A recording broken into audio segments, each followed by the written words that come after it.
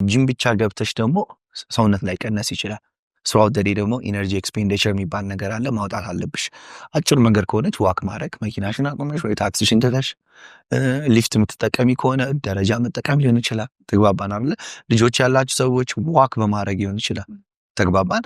ጀስት ያንን መጀመሪያ ሀቢቱን ነው ቢውልድ ማድረግ ያለብን። ያንን ቢውልድ ስናደርግ የሆነ ነገር ውስጥ እንገባለን። የሆነ ሳቲስፋክሽን አለው።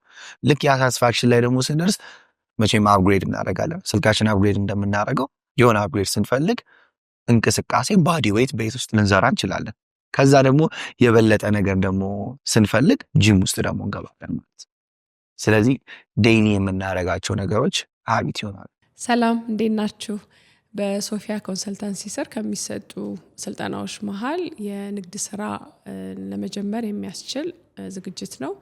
ንግድ ስራ ለመጀመር የምታስቡ ወይም ጀምራችሁ እዛ ላይ መታገዝ ለምትፈልጉ ይህንን ስልጠና ብትካፈሉ ጥሩ ነው ብዬ እላለሁ። በግልም በቡድንም መታችሁ መውሰድ ትችላላችሁ። ከሀገር ውጭ ላላችሁም ተመልካቾቻችን በኦንላይን ስለምንሰጥ ትምህርቱን መካፈል ትችላላችሁ። ሙሉ መረጃውን በምናስቀምጠው ስልክ ደውላችሁ ማግኘት ትችላላችሁ።